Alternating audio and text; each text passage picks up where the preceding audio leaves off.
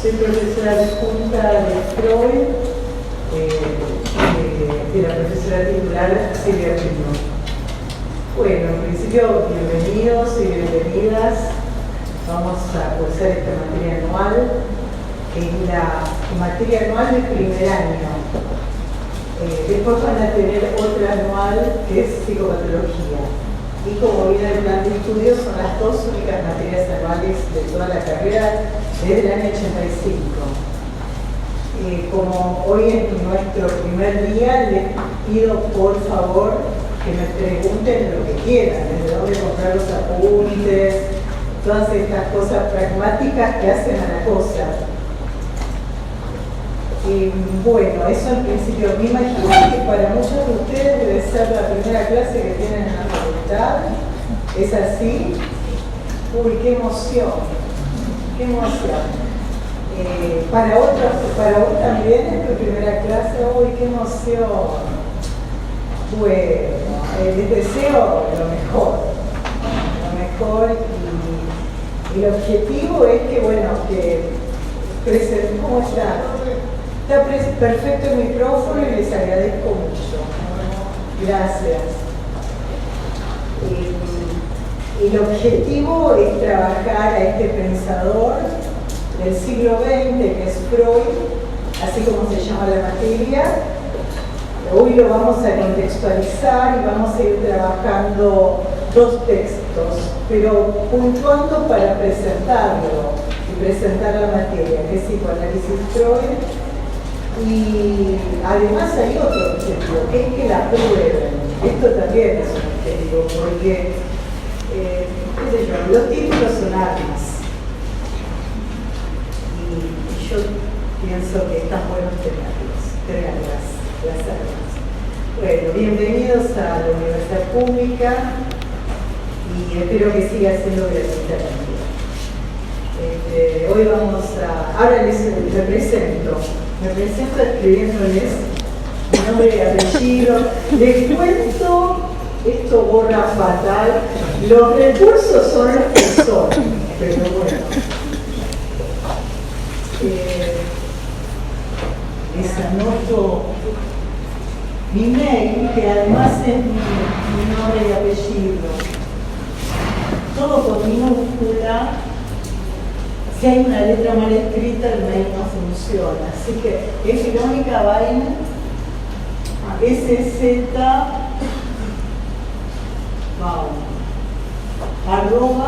@gmail.com. Bueno, me imagino, porque es el horario de la noche, que seguramente algunos de ustedes también tienen otra carrera. Eso suele pasar.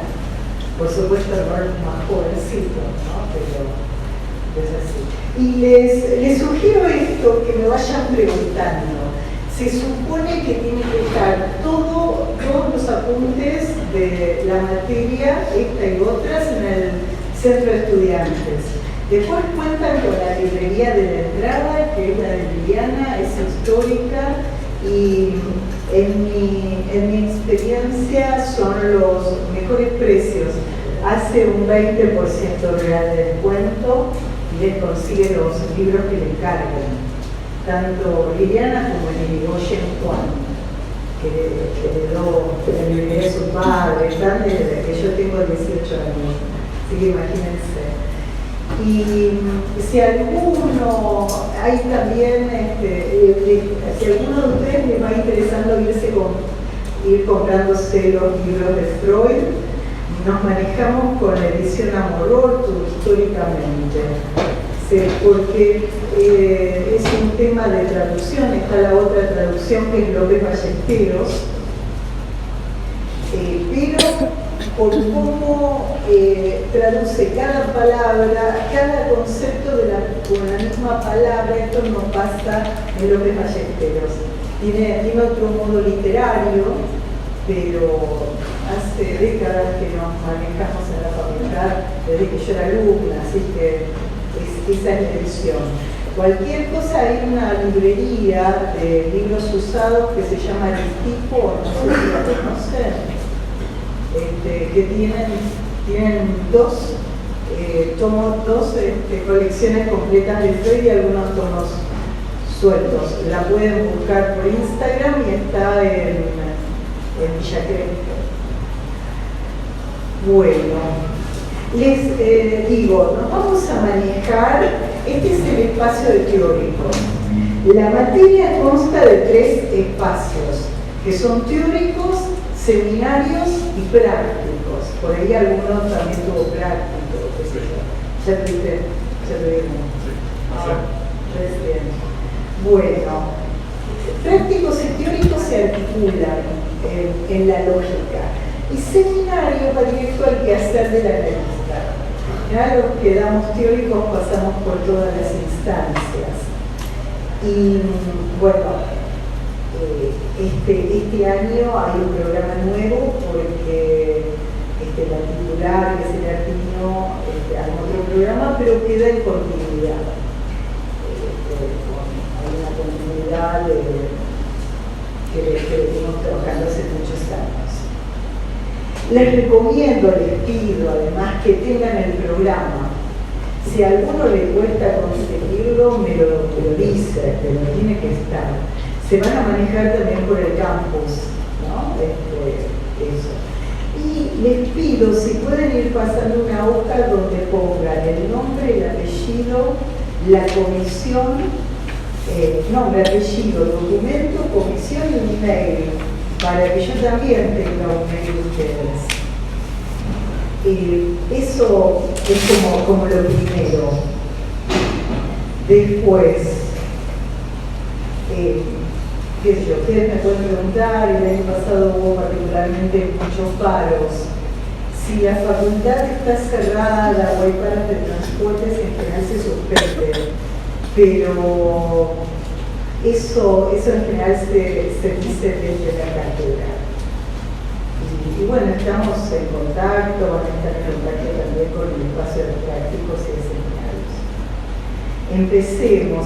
Les quiero contextuar seguramente ustedes vienen con alguna idea previa, porque cursaron el CBC, porque cursaron en los colegios, secundarios, psicología o psicoanálisis.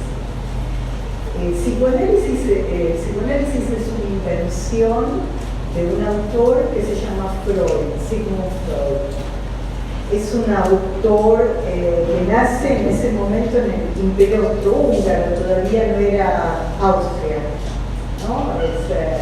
En 1856. Y muere en 1939. Nace en Viena, tiene toda esa formación centroeuropea, estudia en un colegio que sigue actualmente en Europa, que se llama el Gymnasium, que tiene la particularidad de ver lenguas clásicas. De hecho, su trabajo de egreso, su tesis de secundario fue traducir el hijo del griego al alemán. O sea, ya él venía con esa formación, con esa cultura, era fruto de esa época también y de ese momento y de ese lugar, ¿no? de Europa del Medio. Y su formación era un médico neurólogo que estudia en la Universidad de Viena. Esa es su formación de base. Es judío, claramente, si alguna vez tienen la oportunidad de ir a sus dos casas en Viena o en Londres, él muere exiliado porque ya el nazismo estaba en el poder desde el año 32 y se tiene que exiliar. Se exilia sin tener demasiado plata, pone el dinero para que pueda viajar a Londres y marir una parte. Era una princesa y que le gustaba mucho el psicoanálisis y lo bancó. No se exilia toda su familia y algunos terminan muriendo, como pasó con los que quedaron en Europa. Y en Londres, que es donde está su otra casa, que es como trató de que fuera una copia con sus estampillas griegas y todo eso que él tenía, que él adoraba. Se van a ver en esta casa que ahora es museo, el libro principal de una pequeña biblioteca que hay ahí dice Un judío sin Dios. Esto me parece importante porque marca la obra. Y acá va a que lo sitúe como fruto de una época. Esto para pensar nosotros como universitarios, que nadie es autoengendrado, todos somos fruto de un contexto social, cultural, familiar, y que hay gente que conmueve paradigmas. Él no se puede pensar al psicoanálisis, no se puede pensar esta marca en el siglo XX, que es el psicoanálisis, sin situar al iluminismo. ¿Qué hace el iluminismo? Adelante, acá tenés lugar si querés. ¿Qué hace el iluminismo? Que podemos situar, todo lo que es la modernidad a partir de Descartes, donde de Descartes, Kant también con sus textos, ¿qué hacen? Conmueven la idea de Dios en el centro de la escena, como era en la Edad Media. Las personas eran objetos, o sea, estaban sujetados a una idea principal y directriz que era Dios. Era muy difícil pensar el ateísmo en la Edad Media. Imposible. Por eso, yo les voy armando el contexto, por eso ya siglo XVII, Spinoza, que podemos pensar una continuidad teórica entre Spinoza, Nietzsche y Freud. Spinoza, cuando lo excomulgan de la comunidad, tiene otra consecuencia que a cualquiera de nosotros nos echen de alguna parroquia, ¿no? Porque el ser estaba muy en relación a la comunidad religiosa a donde alguien perteneciera. Freud ya encuentra otra época, que es la del iluminismo, que lo que ilumina es la razón. En nuestra ciudad tenemos la manzana de las luces, llamada así porque lo que ilumina es la razón. ¿Qué quiere decir? Que Dios como centro de la escena quedó por fuera y aparece la razón y el hombre en ese tiempo. Freud se nutre de este contexto. O sea, podríamos pensar el psicoanálisis inventado en la Edad Media. Yo le diría que no. Es imposible pensarlo. Tiene que haber estado la razón en el centro de la escena para que aparezca un médico, neurólogo, formado en el arte de la ciencia positivista experimental, donde todo era experimental, había que experimentarlo y demostrarlo con pruebas mensurables, y diga, pero hay algo que agujerea la razón, que es el inconsciente. Esa es la invención freudiana. Y digo invención, no descubrimiento. Él inventa al inconsciente. ¿Esto se da de entrada? No. Lo vamos a situar, la invención del inconsciente, en 1900 con la interpretación de los sueños. ¿Qué quiere decir que hay un inconsciente? Que nos gobierna el inconsciente, que el yo no es autónomo. Primera connoción, que no tenemos un yo soberano. Y después es un saber que no es sabido. ¿Para quién? Para la conciencia. Por ejemplo, cuando cometemos un acto fallido, queremos decir una cosa y decimos otra, hay algo que nos asalta, que no está gobernado por la razón, pero implica un saber que la conciencia no sabe. La invención freudiana, sobre todo, es el inconsciente, que tiene implicancias en la razón en el centro. La razón en el centro, que tiene que ver con el iluminismo. que es posterior a la Edad Media, como lo veníamos situando, y prueba a decir, hay un saber que no es sabido, es una conmoción. Por eso, en el primer punto del programa, ustedes van a ver que dice la invención del psicoanálisis. Ya pueden situar la diferencia entre los dos verbos, descubrir e inventar. Uno descubre algo que está cubierto, pero que está. En cambio, inventa un concepto que no está. Aunque estuviera la palabra, pero el modo, y ustedes lo van a ir viendo, con los diferentes textos y cómo se va construyendo esta teoría, es una invención de Freud. ¿El programa no está en el campus? Yo creo que está en el campus. ¿Sí? Yo creo que sí. Si no, díganle al profesor de prácticos o me escribe algún mail y yo se los puedo mandar. Algunos, si me escriben todos, no, porque tengo que trabajar de esta cosa. Pero maríjense por el programa. El programa al comienzo les va a situar los ejes conceptuales. Esta obra, la obra freudiana, es una obra que se produce durante 50 años sostenidos. Como ustedes no pueden entrar en un bosque sin tener idea de un sendero, porque si no van a ver siempre el mismo árbol. Tienen que ir por la línea que les vamos marcando en teóricos y en las otras áreas también, pero sobre todo en los ejes conceptuales que están explicitados en el programa.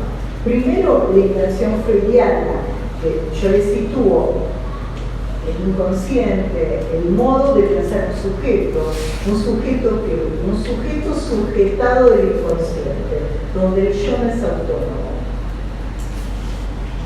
En primer lugar, ¿no? Esto es como clave para que lo tengan presente. Después, nuevamente, un cuerpo inédito abierto por Freud. ¿Qué quiere decir? Que cambia un paradigma. Pero se nutre de lo que se nutre, de la ciencia positiva.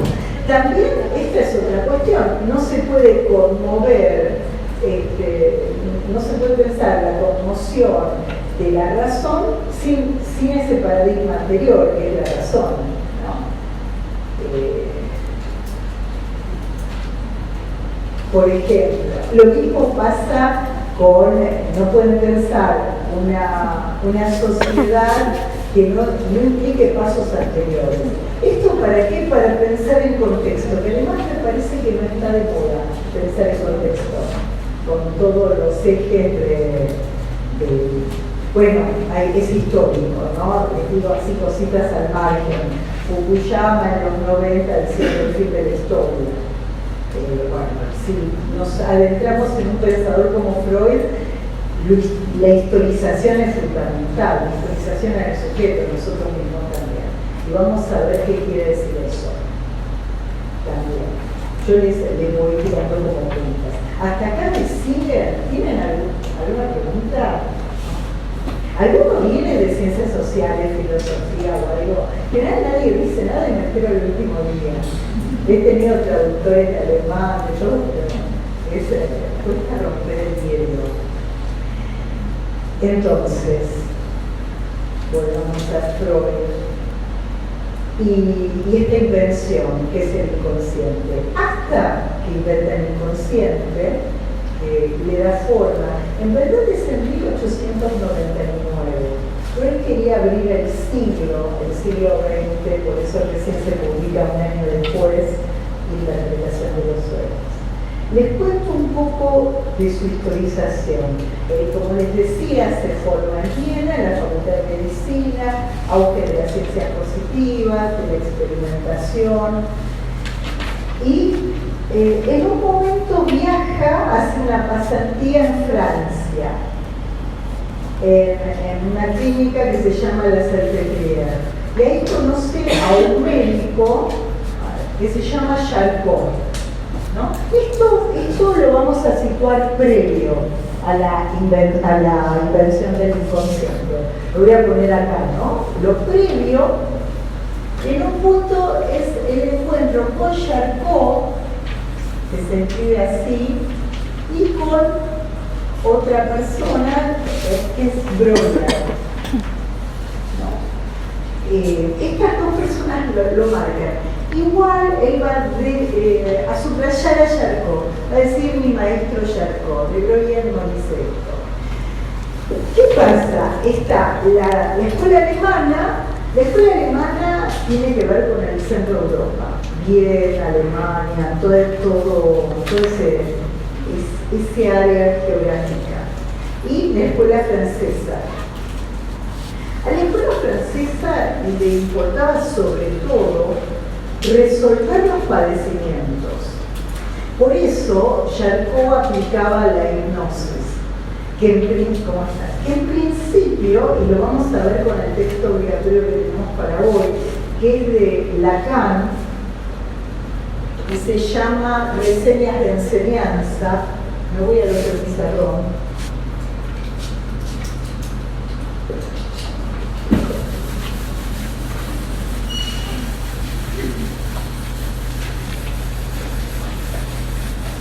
Los dos textos obligatorios lo tienen para la clase de hoy, lo tienen en el programa. Voy a anotar primero Freud, que es un texto de 1914 que está en el tomo 14 de las obras completas de Morortu y se llama Contribución al movimiento psicoanalítico. Yo en la clase, entre otras cosas, voy a situar los ejes de ese texto, que no es todo, sobre todo para ustedes. Lo anoto, contribución, es larguísimo el título, al movimiento psicoanalítico. Y de Lacan,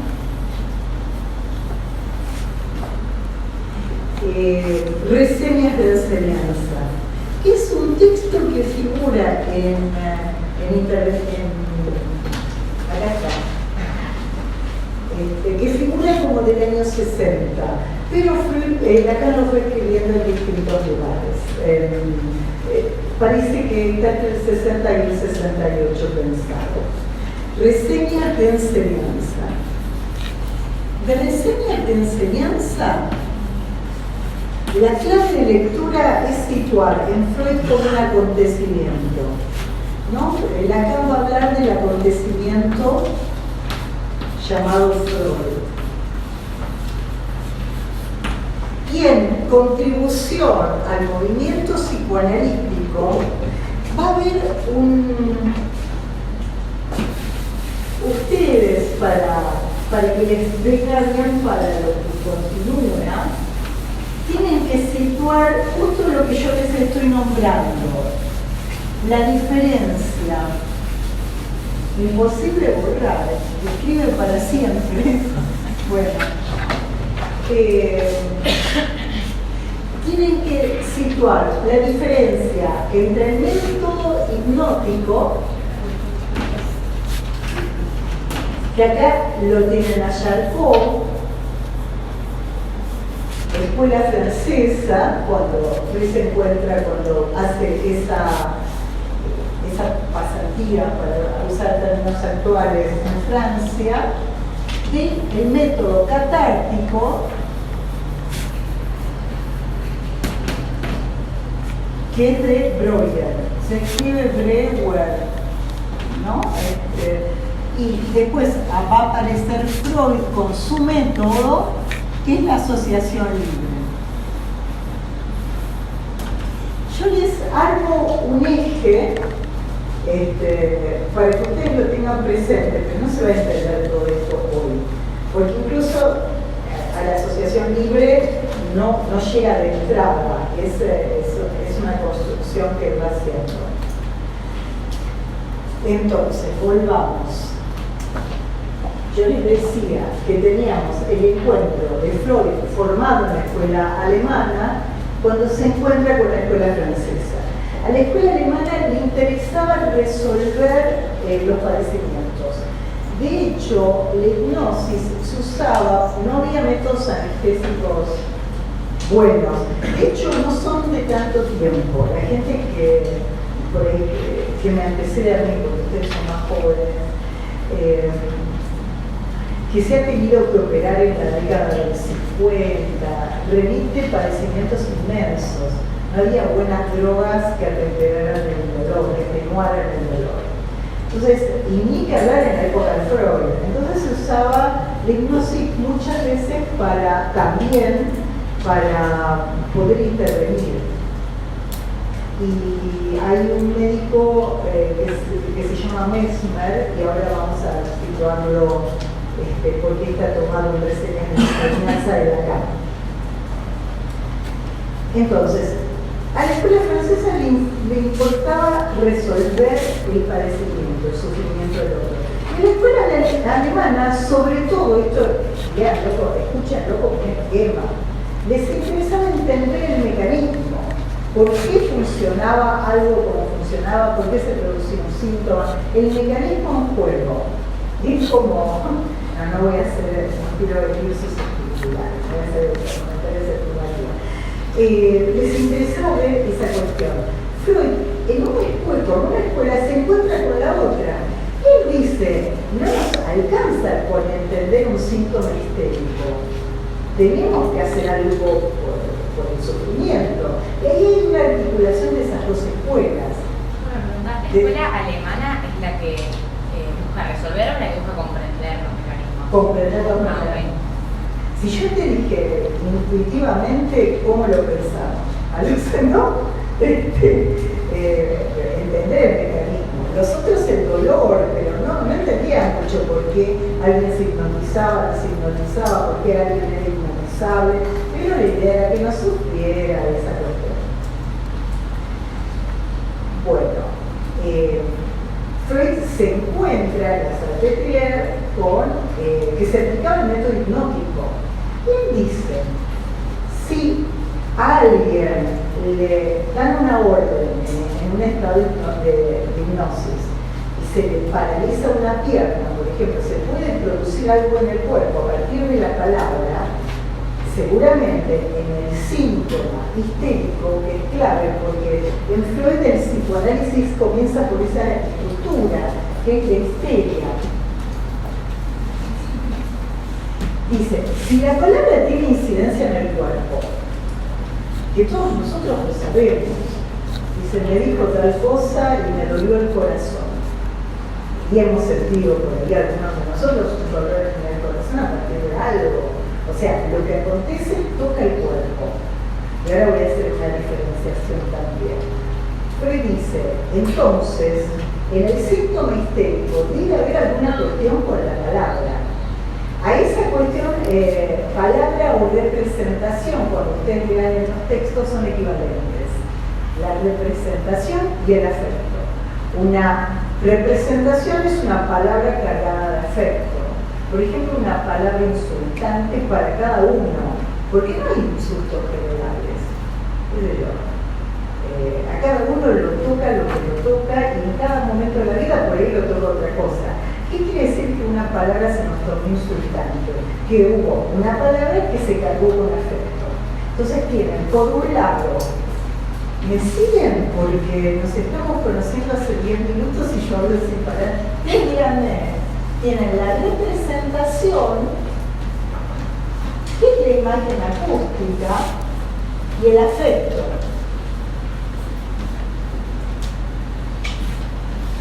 ¿No? Se lo digo rápido, lo que sería significante, dirán en Saussure, que está la imagen acústica, pero hay una diferencia importante. Para Saussure, ¿cómo lo trabajamos en el CBC? ¿Cómo se trabajó en el CBC? Porque conozco gente que se especializó en Saussure y esto lo discute. Los trabajamos que la representación árbol remite al sentido, ¿no? Remite a árbol. Esto no es así en psicoanálisis. Vos podés tener la imagen acústica que remita a otra cuestión. Por ejemplo, Córdoba, por ahí para la mayoría de nosotros, remite a una provincia, que según donde estemos puede ser España, puede ser Argentina. Pero si alguien se llama Córdoba, va a remitir a su apellido. O sea, no hay una fijación biunívoca entre la imagen acústica y el afecto. El afecto se desplaza. Y esto es lo que se ve en el chiste, como una formación del inconsciente, que se desplaza el afecto. Esto les estoy presentando más o menos lo que va a ser, lo que van a ser muchas clases, ¿no? No se asusten.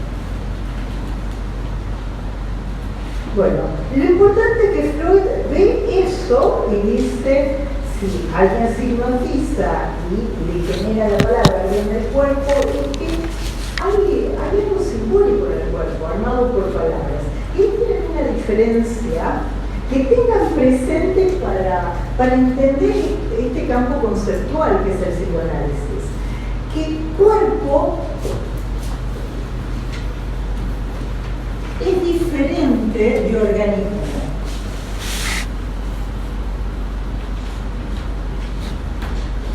¿Por qué? Porque el cuerpo tiene una construcción simbólica.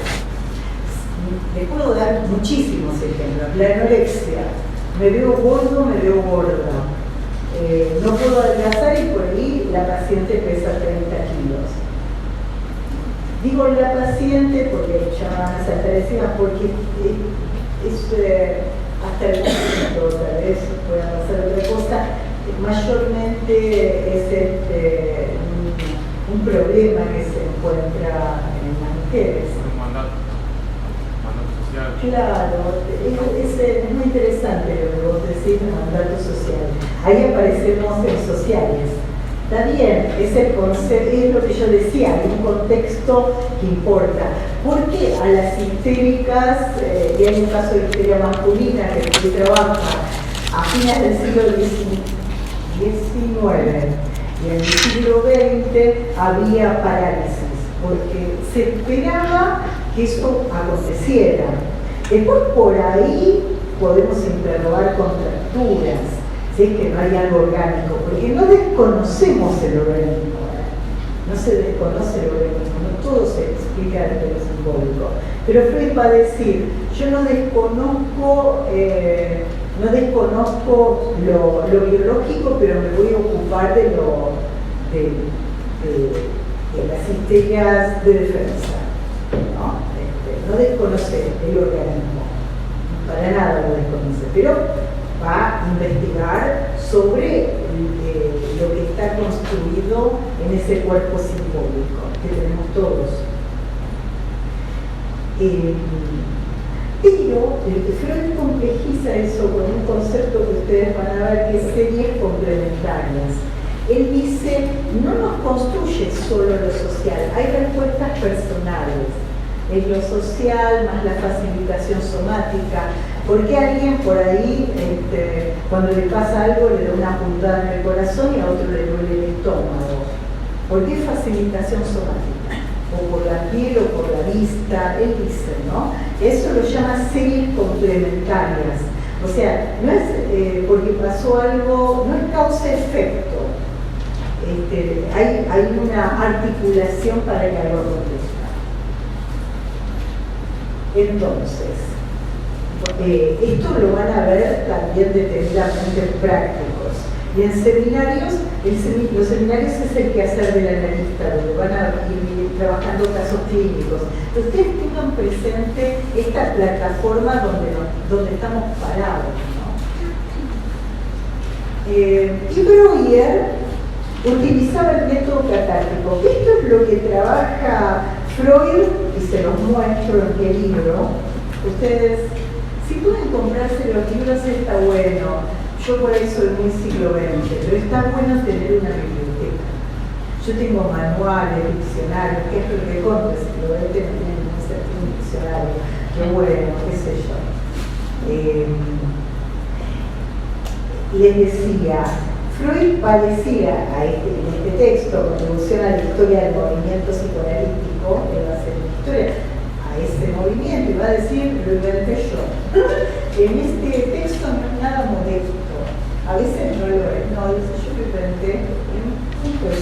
pero no sale de la nada.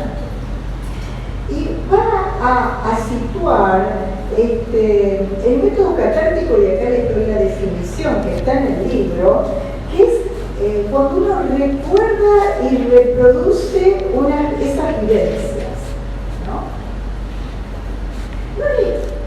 Ustedes, algunos, bueno, los que tenemos décadas, ¿te acordás de algo que te pasó, qué sé yo, en la escuela secundaria, que fue bastante en el siglo pasado, y te aparece la vivencia en el cuerpo que tuviste en ese momento? Ese afecto en el cuerpo, lo que toma de Breuer con el método catártico, que la palabra llevaba a aligerar, morigerar, y estas son palabras que van a encontrar en los textos, que no las usamos en nuestro cotidiano, a morigerar ese sufrimiento. Leído rápidamente, tenés que decir las cosas porque si no te enfermas. No es así. Hay que tener estrategia, porque si no te destroza, ¿no? Hay que tener estrategia, saber cuándo, saber a quién, no es directo así. Decime. La planche por Bontanis. Me lo preguntaste vos, yo no lo hubiera dicho nunca porque ustedes encuentren su modo. Sí, por es un arma, es una herramienta. Igual en este momento no vas a encontrar nada en el diccionario si no lo puedas googlear. Otra advertencia: no se enganchen con videos de cualquiera porque cometen errores. Vieron que hay videos, audios, por ahí todavía no lo vieron. Hay audios de gente que comenta textos y cometen errores que por ahí no les sirven para el parcial. Eso lo hemos visto, qué sé yo, tengan presentes. Entonces, esto relaciona al método catártico. Vimos rápidamente la plataforma donde se nutre Freud y cómo va más allá de eso. ¿Qué quiere decir? Que agujerea se le agujerea la razón cuando está formado en ese ideal. Y yo no sé si todavía nos sigue ese ideal. Todavía tenemos en la manzana de la luz, de lo que está el Colegio de Buenos Aires y todo eso. El ideal de la razón no cayó. Y centraba al hombre lo centraba al hombre. Ahora, y esto es algo que digo rápidamente, pensemos si no están centradas las finanzas más que el hombre. El hombre no creo que sea un momento donde le importe mucho. Me importa más las finanzas, como lo que mueve la aguja, ¿qué? Sí, neoliberalismo, diría más que el capitalismo. Sí, como otra versión también, muy rápido. Sí, claro. Por ahí en el capitalismo necesitabas al hombre en su fuerza de trabajo. Freud habla de fuerza de trabajo en el malestar de la cultura, que es un concepto de Marx, ¿no? Para la fuerza de trabajo necesitabas al hombre. Ahora ustedes se van a encontrar con la inteligencia artificial, con el hombre más una molestia que una necesidad, ¿no? Incluso, bueno, no voy a meter el primer día con todo. Vamos de a poquito. Eso. Entonces, Freud cuando él trabajó en los hospitales y en la Universidad de Viena, todo lo que era comentario de pasillo, por ejemplo la sexualidad, él agarra los márgenes y lo mete dentro de la escena. Dice, eso es un movimiento que hace, ¿no? Lo que queda por fuera de la ciencia positiva, que es la sexualidad, los sueños, los actos fallidos, bueno, te equivocaste, quisiste decir otra cosa. Él lo mete en el centro de la escena. Y esto ocurre por mi cuenta. ¿Qué nos da a ver esto? Que Freud se llevaba muy bien con los márgenes, con estar en los márgenes. Y ahí me parece que tiene que ver con un judío en el siglo XX, ¿no? Con toda esa complicación. Pero no es la única comunidad, sobre todo en el siglo XX, que tuvo relación con los márgenes.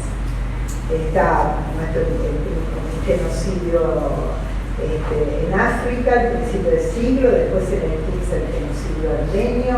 Fue un siglo muy segregativo, terrible. Igual todavía lo estamos transitando, no sé, tengo humor negro, les pido disculpas pero si no, no se puede, no se soporta la vida, ¿no? Eso, él se lleva, las minorías sexuales también tienen buena relación con los márgenes. Y no es solo un tema de épocas, también es un tema de lugares. Hay lugares donde se persiguen cuestiones que en otros no. ¿Qué sé yo? Claro. Y nosotros como sudamericanos no estamos muy bien ubicados tampoco. No podríamos quedarse ahí que nos caemos cada tanto. Sí, no es lo mismo un país periférico, qué sé yo. Son contextos diferentes y particularidades diferentes, y tenemos nuestros pueblos autóctonos y las inmigraciones que tuvimos y todo eso. Pero bueno, esta relación con los márgenes lo hace los márgenes. Si ustedes en un escenario están en el centro del escenario, tienen el escenario. Si están así periféricamente, tienen otra visión de excluidos, ¿no? Él por ahí en algún momento queda excluido, pero queda excluido adentro, ¿no? Aunque lo hayan echado de la universidad, le pasan cosas, pero tiene la formación que tiene un lugar en la periferia, pero no es un excluido afuera, ¿no? ¿Cómo? No deja de pertenecer, Claro. ¿no? ¿Y por qué les digo esto? Porque me parece que la Universidad de Buenos Aires es la que conozco y les cuento, mi formación es plena desde chiquita en la universidad. Tengo formación en la escuela pública, solamente, ¿no? La universidad pública, todo, maestría, todo en la... O sea, tengo una deuda enorme con esto y sí, creo que lo público permitió incluir o quedar, si quedasen los márgenes, quedasen los márgenes incluidos. No es lo mismo, ¿no? Excluido afuera, que parece mal dicho, semánticamente, ¿no? Que excluido adentro o incluido, ustedes decidirán, irán viendo cómo arman la vida después y las marcas personales. Pero bueno, estas son las marcas de Freud, que cuentan, que lo dicen, con sus rituales, con toda esa cuestión. ¿Cómo venimos? Venimos bien. La clase más es 1h30, desde las 7:30, 7:45 a 9:15. Eso es así en general. Si alguno tiene algún problema para llegar puntual o para irse, ahora avísenme. Es todo, cuéntenlo. Lo mismo si les pasa algo, porque se encuentran también con el discurso universitario, que es que para promover, bueno, esto le digo, yo voy echando, después va a ser más ordenada la cosa, pero me estoy dando cuenta que son datos importantes para que lo sepan, porque también el objetivo es que aprueben la materia y que se reciban todo eso después. Tienen que tener el 75% de asistencias en cada área, teóricos, prácticos, seminarios. Y además hay 3 parciales. El primer parcial siempre fue por la primera semana de junio Después viene el segundo, la primera semana o última de agosto, primera de septiembre, que hay muy poco tiempo entre el primero y el segundo porque están las vacaciones de invierno. En esta materia, por ser anual, tenemos 3 semanas. Las que son cuatrimestrales tienen 5 semanas de vacaciones. Y el último parcial es en noviembre, la primera semana de noviembre. Para aprobar la materia hay 2 maneras. Una es la promoción sin examen final, que tienen que tener 7 en cada parcial como mínimo. O sea, no es promediable, no vale que tengan 5 y 9. Tienen que tener al menos 7 en cada parcial. Y siempre hay un recuperatorio. Si van al recuperatorio, pierden la promoción, o si no tienen 7. Esto es incomodísimo de decir, ¿no? Pero así lo saben. Y les doy otro dato para los que tengan pensado en un futuro hacer alguna residencia, concurrencia. Las residencias son importantes porque es un aprendizaje rentado para los psicólogos, los médicos. El promedio de la carrera es un ítem, es una variable que se promedia con el examen, así que no es menor. Yo les muestro todo este panorama y después cada uno va haciendo lo que puede, pero sépanlo. Volvamos. Entonces, ya presentado esta, me parece, ¿no? Esta como presentó este autor. ¿Tienen alguna pregunta? ¿Alguno trabajó algo de Freud? ¿Tienen con alguna idea previa? ¿Quieren comentar algo? ¿No? Decime, dale.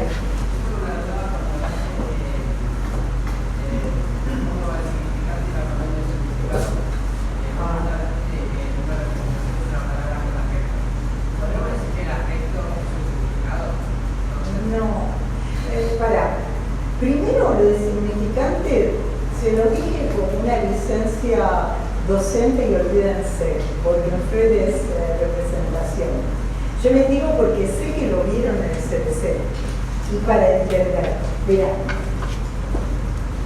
en el signo lingüístico aparece que la imagen acústica remite a un significado que se supone que es biunívoco, ¿no?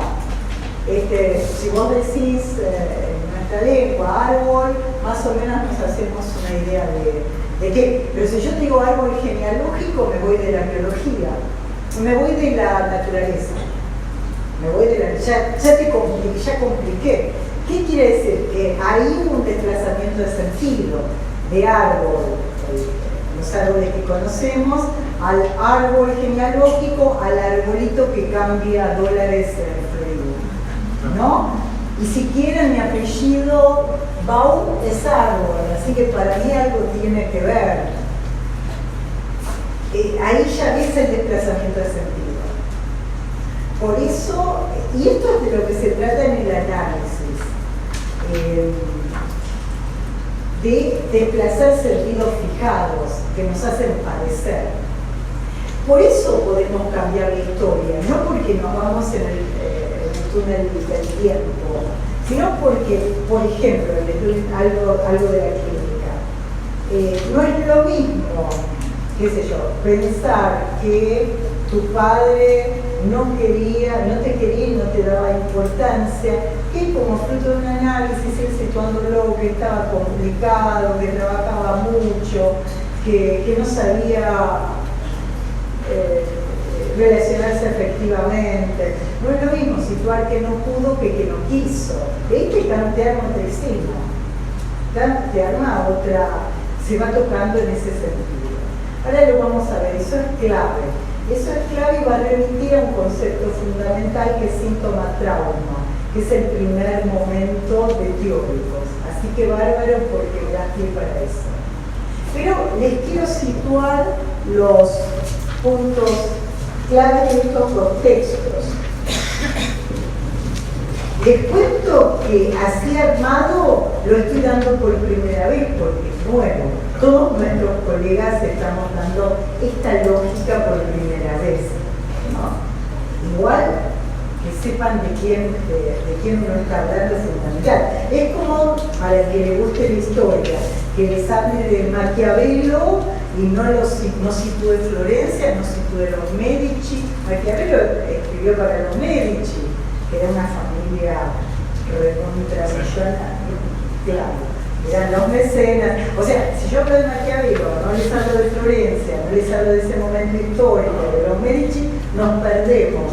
Y es un momento donde se habla así, sin nexos lógicos. Por eso tenemos como esa responsabilidad como universitarios de unir nexos lógicos.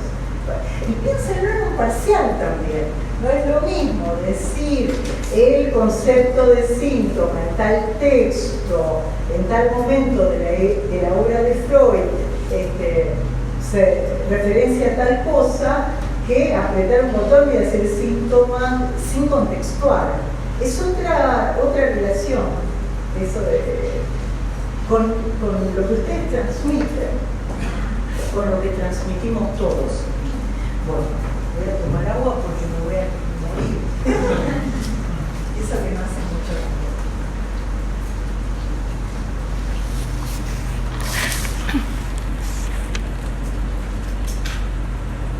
¿Es tu primera vez en la facultad? Sí, porque yo ya me estoy jubilando de mi profesión. ¿Cuál es? Yo, en realidad, mi cargo de base es maestra de grado, pero actualmente estoy trabajando como auxiliar de secretaría en una jefatura digital. O sea, manejamos las 223 escuelas que tiene el partido de la ciudad. Después conversamos, tenemos una docente que no lo dijo de motu propio, se lo saqué. Vamos a ir sacando a poquito cosa. Bueno, vayamos. Si ustedes se fijan, y sigo con el programa, de frente ya me perdí todo. Acá está.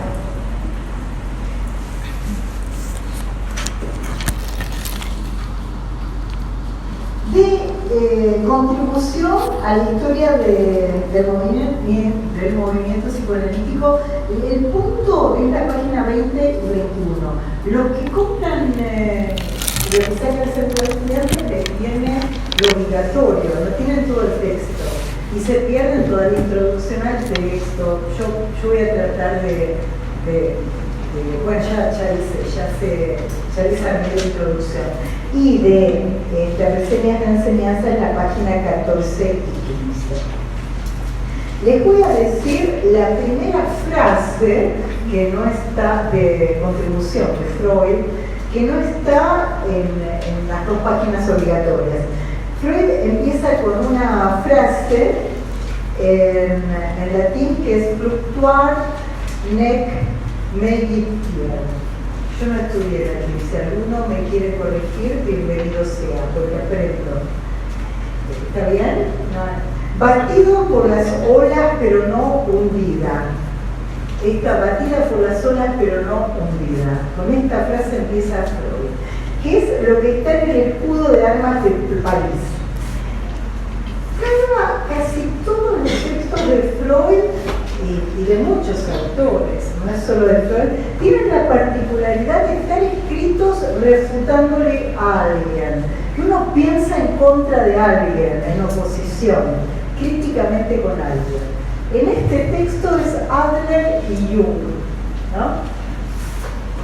Que esto está en la biografía de Jung, se los digo así tímidamente, que también Freud lo necesitó Jung para armar el movimiento psicoanalítico, porque se estaba poniendo difícil la situación en Europa, y Jung lo describe como un joven príncipe árido. O sea, lo blanqueaba un poco, para usar esa palabra que me parece que está mal dicha ahora, pero no sé cómo ayúdenme con algún sinónimo. Para para jerarquizarlos. Eso. Bueno. Y Freud dice, el psicoanálisis produce disgusto a los contemporáneos. ¿Por qué? Porque descentra el show, porque pone la sexualidad en el centro de la escena. Él estaba en un contexto de la época victoriana. Meter a la sexualidad en el centro de la escena produce incomodidad.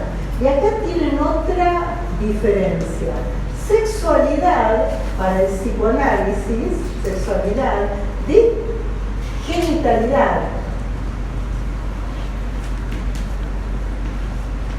¿No? La genitalidad tiene que ver más con el organismo o el sexo. Y del lado del psicoanálisis, cuando pongo PSA es psicoanálisis, ¿no? La sexualidad tiene que ver con los modos de satisfacción. O sea, hay un cuerpo que además se satisface y que se satisfaga, no lo liguen directamente al placer. Por eso vamos a introducir pulsiones y sus destinos en la clase próxima, pero no completamente, porque después lo vamos a situar de forma total en la clase 12. Mañana es una introducción para el martes próximo, para situar los modos de satisfacción. ¿Por qué no queda directamente ligado al placer? Porque uno puede satisfacerse de un modo displacentero. Y ahora les voy a dar un ejemplo. ¿Qué sé yo? Supongan, a mí me gusta el chocolate. El placer es hasta 5 bombones. Si me como 10, paso del placer a la satisfacción, pero displacentera porque me mata, ¿no? Termino destruida. Piénsenlo con lo que quieran, ¿no? Y en el sujeto hablante está complicado el tema de la biología por la satisfacción. Es muy raro alguien que coma netamente para nutrirse, por eso está el menú. Y por eso está que si la abuela hacía flan con vainilla no gusta, pero si alguien que no queríamos nos daba otra cosa no nos gusta, está ligado a la satisfacción. Ese sería un modo de satisfacción que es oral y que no necesariamente es placentero. O sea, satisfacción y placer, aunque en el sentido común de nuestra lengua aparecen juntos, para el psicoanálisis no. Por eso en el síntoma, ustedes van a ver que hay satisfacción, pero no hay placer, hay displacer, hay padecimiento. Pero hay un modo donde algo se satisface, ya lo van a ver. Tengan presente entonces esta diferencia entre cuerpo y organismo, sexualidad y sexo o genitalidad. La sexualidad implica también la satisfacción genital, pero es un modo de satisfacción, no el único. Por eso alguien te puede describir una relación sexual displacentera porque no te habló, porque no te miró, y ahí están los objetos de la pulsión, la voz, la mirada, no te escuchó, qué sé yo, lo que quieran, ¿no? No te llamó el otro día. Igual ahora está cambiando todo muy rápido. Es así, sí. Eso va a dar para hablar. Entonces, no, tampoco, pero sí, pero se esperaba. Ahora Sí, no se espera. no era todo tan ya. Pasó una semana. Sí. Eso. Y vayamos.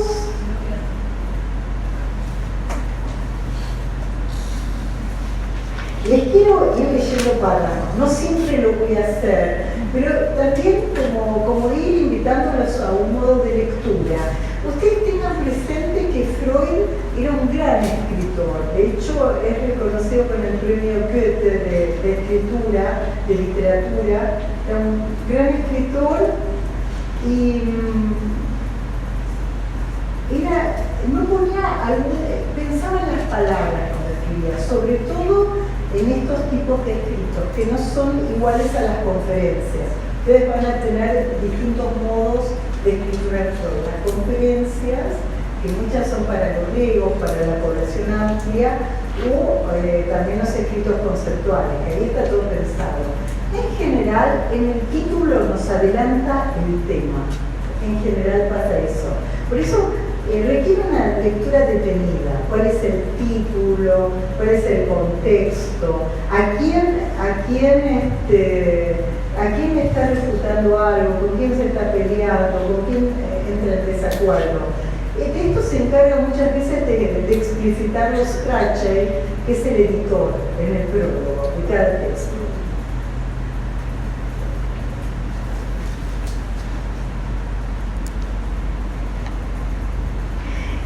Freud va a decir que él quiere mostrar en una exposición sistemática a esta contribución lo que es el psicoanálisis.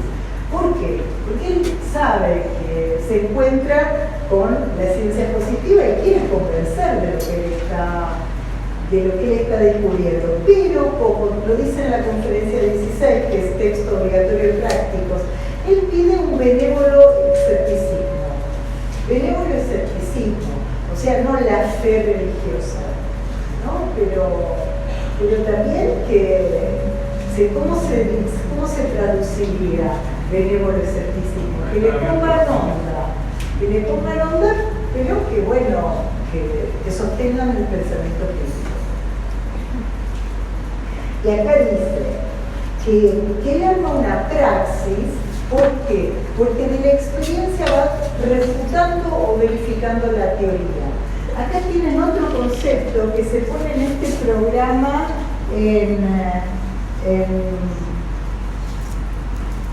en valor, que es la palabra praxis.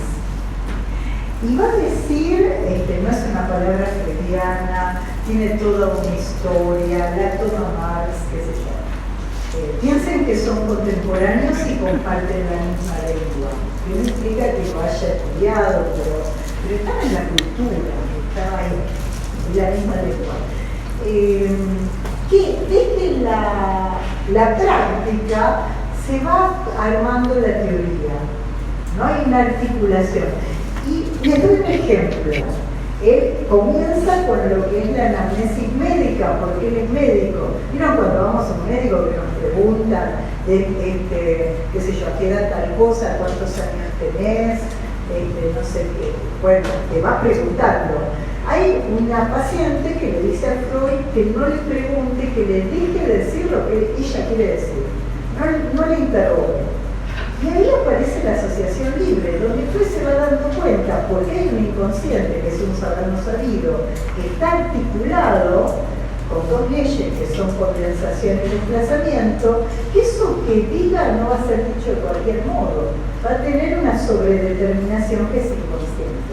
Por eso tenemos en Charcot la hipnosis, en Breuer el método catártico y en Freud la asociación libre, pero es a partir de la experiencia con sus pacientes. Y que las puede escuchar que le dicen, no, déjame decir, déjame ir por donde quiera. Esa sería la asociación libre, que en verdad no es libre, está sobredeterminada por este saber inconsciente. Esto en esta página. O sea, de este primer texto, ustedes tienen que situar que la praxis se arma de una serie de experiencias, experimentaciones con pacientes que sufren y le van a contar su sufrimiento con una lógica, que ahí hay una lógica. Ya en el 15, que es contemporáneo de Pulsiones y Destinos, de Melancolía, de Introducción del Narcisismo, que Pulsiones y Destinos e Introducción del Narcisismo va a haber una introducción en el próximo teórico.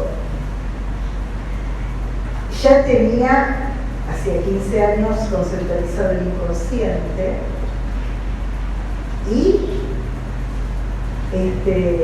además, justo en el 15, es un tiempo fructífero para el psicoanálisis, porque se cambia de modelo pulsional. Esto se lo voy a hacer explícito en la próxima clase, pero ténganlo presente. ¿Qué pasa? Hasta ese momento, para que vayan al texto con este sendero en el bosque, hasta ese momento Freud separaba lo que eran las pulsiones del yo de lo que eran las pulsiones sexuales. Eso sería el primer modelo pulsional. En la próxima lo escribo. Ahora solo se lo digo. Porque el aprendizaje requiere de repetición espiralada. No sirve decir una vez una cosa y después pasar a otra cosa. Es como espiralado. Y en el 15, Freud se da cuenta que el yo es divinal, que el yo y la sexualidad no van separados. Se le libidiniza el yo. El libido es energía sexual. Entonces ya no puede mantener ese dualismo del yo por un lado y la sexualidad por otra. Entonces va a haber un movimiento donde va a estar la libido del yo y la libido del objeto.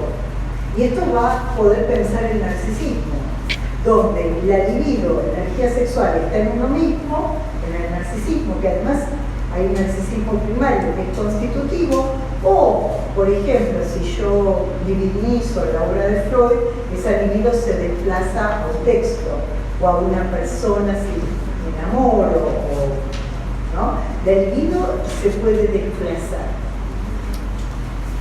Y además retorna al yo, que va a decir en los sueños, cuando no duermen, etc. Así que estamos en ese segundo movimiento en este año 15.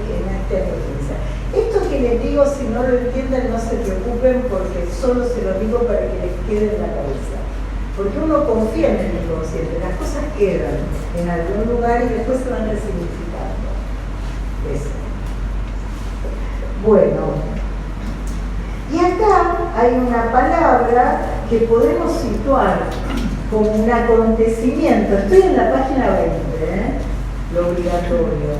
Hay una palabra que podemos situar como el acontecimiento en Freud, que ahora les voy a definir acontecimiento, que él dice que su tesis es acerca del papel de la sexualidad en la etiología de las neurosis. Esto es fuerte. ¿Por qué? Porque él dice, en todo síntoma hay una causa sexual. Etiología es causa, ¿no? Hay una causa sexual, pero ¿con qué concepto de sexualidad? Modo de satisfacción. En todo síntoma hay una satisfacción en juego. Por eso lleva tiempo deshacerse de un síntoma, porque conjuntamente con el sufrimiento se pierde una satisfacción. ¿Vieron cuando alguien tiene una repetición, por ejemplo, en la elección de partener sexuales y sufre? Dice, uy, de nuevo, pero justo me gusta. Hay un reel que me aparece siempre en mi Instagram que cuenta eso. Te gusta el que te maltrata y no lo puedes evitar, y por qué no el bueno. Bueno, ese estilo tan de modo superficial que se dice ahora, pero no importa. En esa repetición, aunque haya sufrimiento, uno tiene que leer un modo de satisfacción en juego ahí.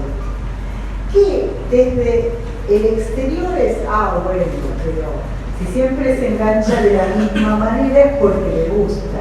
No, no le gusta. Tenemos un sujeto dividido por el inconsciente. No le gusta, pero no puede evitarlo. ¿Por qué? Porque hay una satisfacción inconsciente.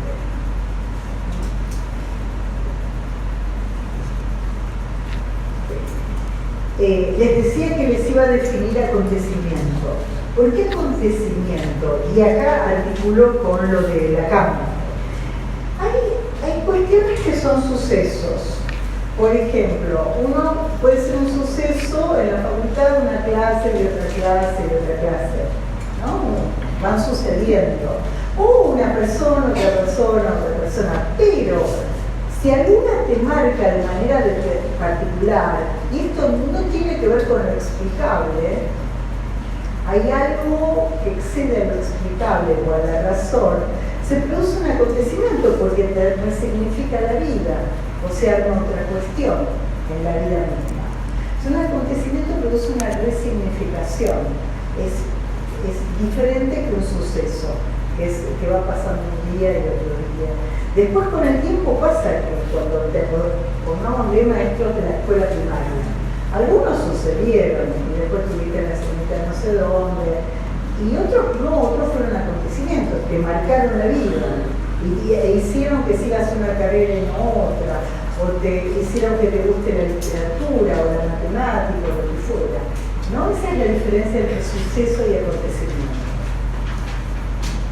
El que desarrolla ampliamente este tema en 1988, Lacan muere en 1980, es Alain Badiou, que es contemporáneo de Lacan, digo porque tenemos este texto, Reseñas de enseñanza, donde está Freud como un acontecimiento. Eso es principal. Les voy a dar un caso porque cuesta pensar ¿cómo puede ser que si vas verificando que cuestiones para estar mejor esté peor? Les voy a dar un caso clínico de este tiempo.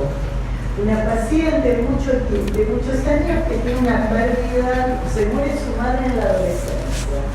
Se muere su madre en la adolescencia, en la década del 90, porque también contextuó el cáncer, que en ese momento era más complicado que ahora, por muchas cosas.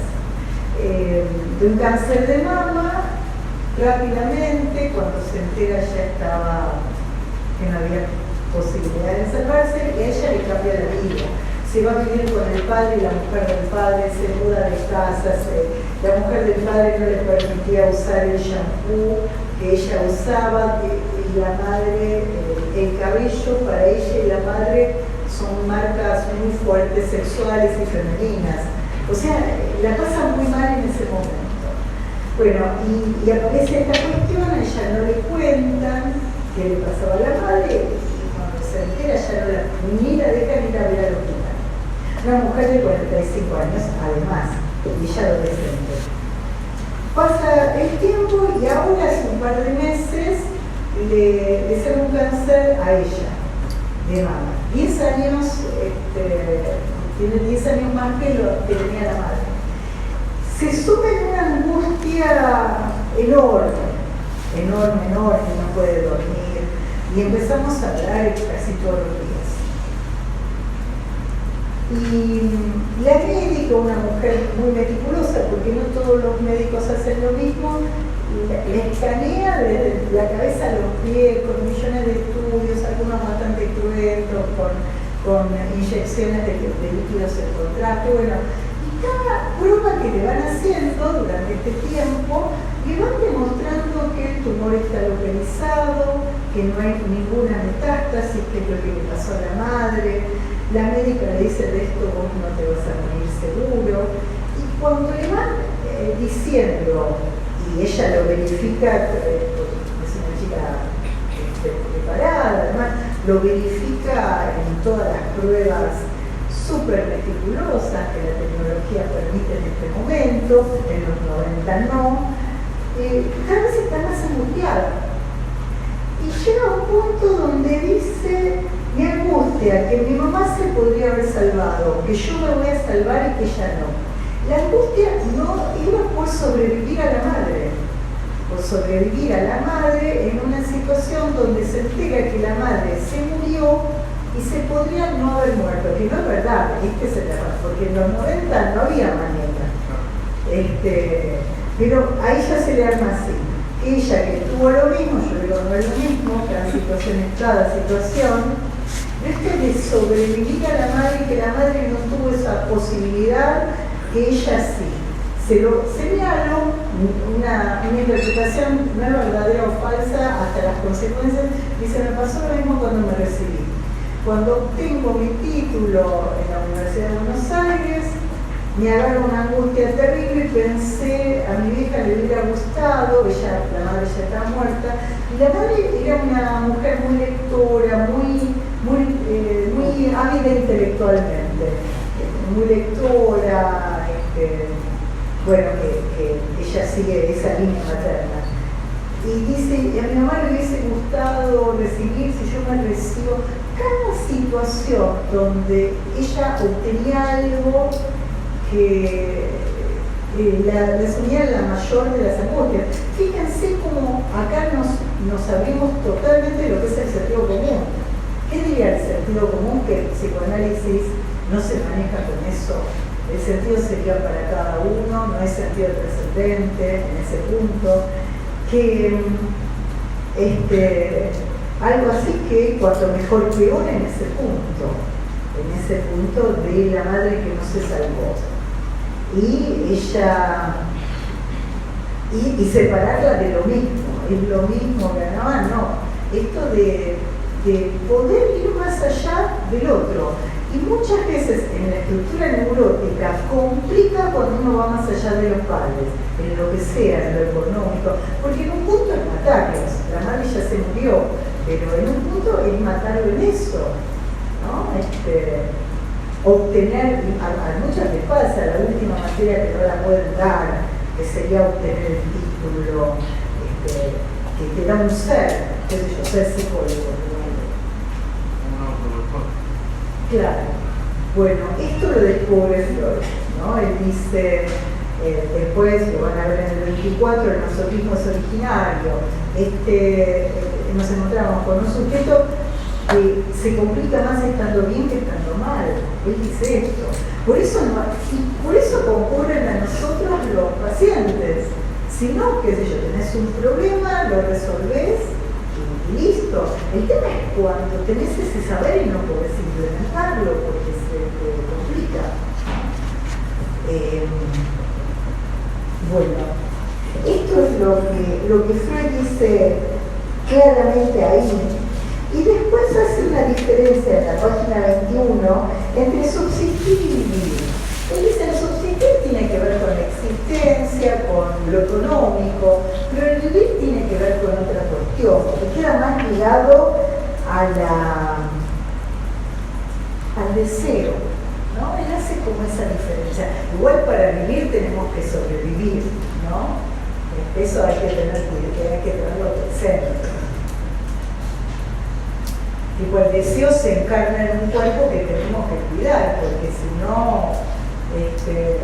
aquí aparece no sé en dónde, está encarnado en el cuerpo.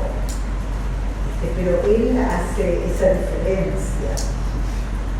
Y después cuenta que esta cuestión que lo lleva a investigar también a años de soledad, palabra de Freud, ¿no? Dice, cuando desde los embrollos y las urgencias del presente vuelvo la mirada a aquellos años de soledad, quiere parecerme que fue una época hermosa, una época heroica, no le faltan ventajas ni atractivos. No tenía ninguna bibliografía que leer, porque él dice que inventa el psicoanálisis. Esto es lo que van a ver también con el autoanálisis. ¿Qué va a ser? Se escribe con Flis, cartas, que era un otorrinolaringólogo, porque no tiene con quién analizarse, sí es el primero. Tiene esa dificultad. Y que toda esta cuestión la llevó a tiempos de soledad. Soledad quiere decir, en algún sentido, nutrirse del otro, pero también separarse del otro para no seguir el discurso de los demás, de Jarquí de Breuer, que acá lo nombra. Y dice, aprendí a sofrenar las inclinaciones especulativas y atendiendo al inolvidable consejo de mi maestro Charcot, le pone la palabra maestro, que es una palabra muy fuerte, ¿no? Que es amplia. No es lo mismo que alguien sienta, uno siente maestros a personas que son pocas en general. Dice eso, ¿no? A mi maestro Charcot, a examinar de nuevo las mismas tantas veces como fuera necesario para que ellas por sí mismas empezaran a decir de nuevo. Y acá está hablando de examinar varias veces lo mismo, de meterse con lo mismo, de interrogar, de ver de qué se trataba esa cuestión. ¿Por qué, por ejemplo, una palabra podía producir un efecto en el cuerpo? La que quieran, ¿no? Que después lo van a ver como la palabra ofrece los puentes. Los puentes lingüísticos quiere decir eso, que hay, por ejemplo, en la histeria, que el mecanismo propio de la histeria, lo vamos a ver en la clase próxima, es la conversión, que es la conversión de la palabra en el cuerpo. Con, por ejemplo, Elizabeth DR, que es una mujer que se le paraliza la pierna frente a una situación de erotismo. Van a ver que es más complejo, todo un derrotero largo con la palabra Stern, que es no poder dar un paso, ¿no? Es caminar y todo lo que le va pasando, lo van a ver bien en el seminario, pero yo lo tomo a modo de ejemplo, que ella en el velatorio de su hermana, murió la hermana, van a ver también que está plagada toda la hora de muertes, de muchas muertes, y de gente joven, niños y qué sé yo, porque es antes del antibiótico. El antibiótico es en la Segunda Guerra Mundial, así que pasaba eso. Y en el velatorio ella se erotiza con su cuñado. Esto le genera un conflicto, y se le paraliza la pierna también. ¿No? La pierna que tiene toda distintas connotaciones. Pero dice, no poder dar un paso tiene una estructura de palabra, está la palabra y el juego. En este caso, ustedes me dirán, bueno, pero hay accidentes neurológicos que te dejan parálisis, nadie lo va a desconocer, pero es otra lógica, que no nos formamos para eso, no somos neurólogos, ¿no? Tampoco uno lo puede desconocer, poder pedir una interconsulta. El psicoanálisis es otro punto clave. Freud lo dice claramente, no es una cosmovisión. No puedes explicar todo desde el psicoanálisis. No puedes explicar la Revolución de Mayo desde el psicoanálisis. No es una cosmovisión. Hay otras disciplinas que explican otras cosas. Explica lo que explica, que no es poco, ¿no? Porque hay un sabernos salido y que eso lo llama inconsciente y lo opera nosotros. Si nos lo queremos interrogar, por ahí no queremos, ¿no? Queremos y podemos. Eso desde el punto clave de Freud. Y después, que ya me introduje, pero les quiero marcar,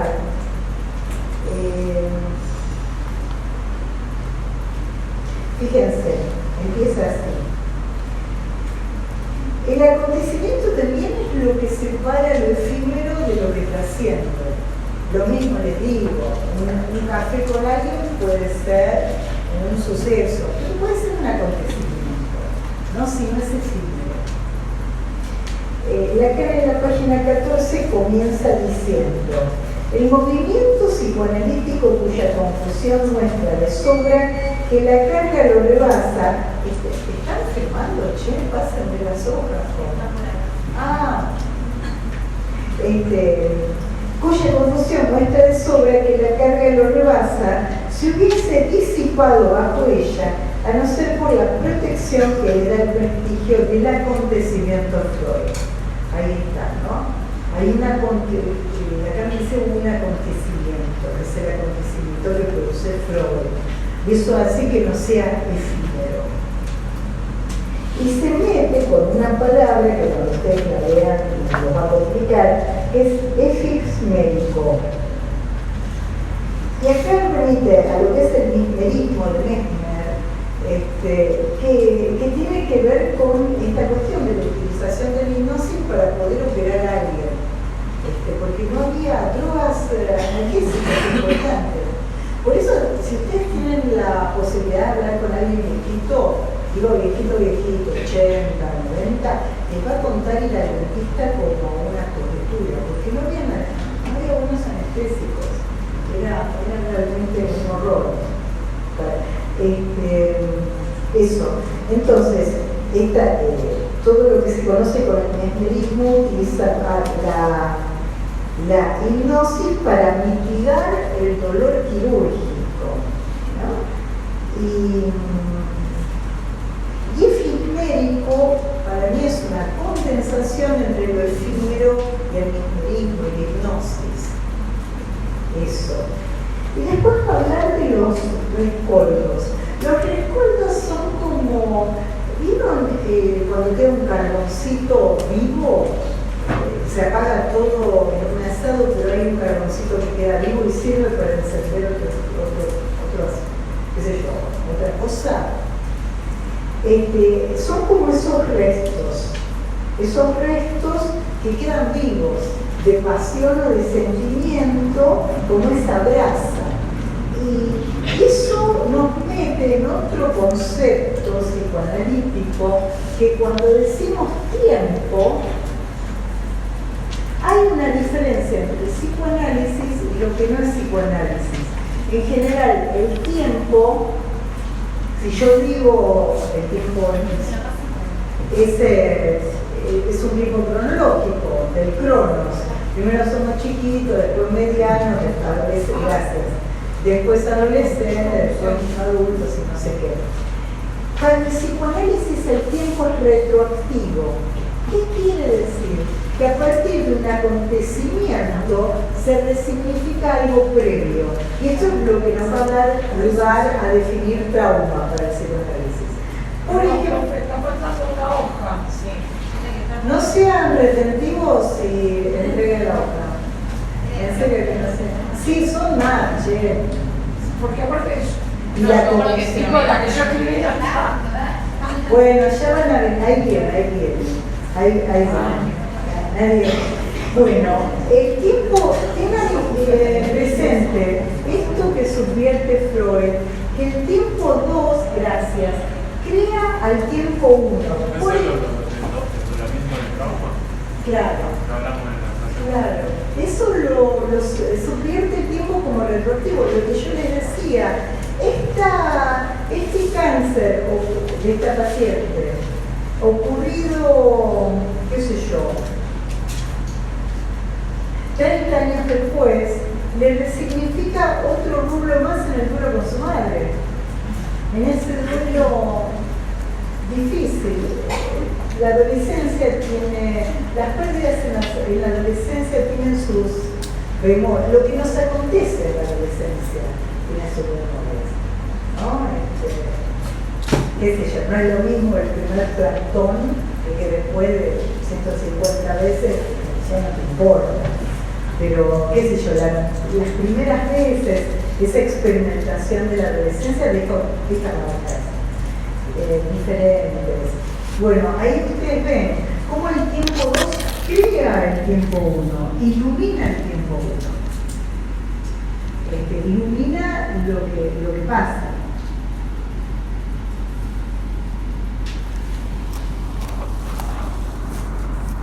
Esto es muy común en personas muy mayores que empiecen a hablar de la infancia como si hubiese ocurrido hace muy poquito.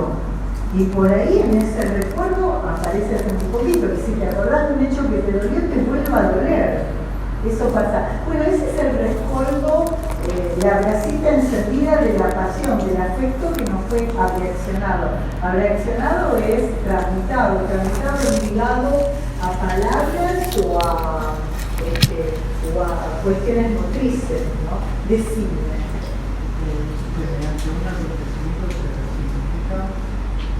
¿Qué dije? Mediante un acontecimiento se resignifica. Claro, el tiempo anterior.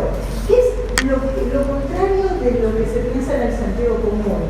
En el sentido común, tomemos casos muy difíciles y voy a meterme con el siglo pasado, que es menos sensible que, qué sé yo, supongan. Bueno, estuvo en el campo de batalla en la Primera Guerra Mundial. Eso lo traumó para siempre. En verdad, eso es el sentido común. Para el psicoanálisis sería, porque pasa esto, se resignifica el tiempo anterior, el trauma estaría, no es porque algo aconteció que te trauma, Es al revés, algo que se vive con una cantidad que uno no puede tratar con la palabra que remite a ese hecho, sino seríamos todas las razas que nos van pasando cosas y nos hacen a todos iguales. Y vos ves que hay gente que se fortalece, y hay gente que puede resistir y hay otro que frente a lo mismo te liquida. O en un momento de la vida, algo que pasa después que era complicado, pues después ya no te importa tanto. Pero es como la respuesta a eso que aconteció. No es ser violento porque le pegamos. Eso no lo puedes sostener. ¿No? ¿Qué quiero decir? ¿Que es lo mismo lo que pasa? No, por supuesto que no es lo mismo. Pero va a haber una respuesta de cada uno. Por ahí, qué sé yo, alguien arma una fundación para niños maltratados, no sé. No puede sublimar, no solo reproducir. Como que tanto afecto que te das sin palabras, esa cantidad de afecto. Lo que va a decir es que no todo va a poder ser dicho por la palabra, que siempre va a haber un resto ineliminable de lo que nos aconteció. No hay modo de decir todo, va a haber un resto. Ese resto se desplaza hacia nuevas cosas. Bueno, pues el deseo sigue.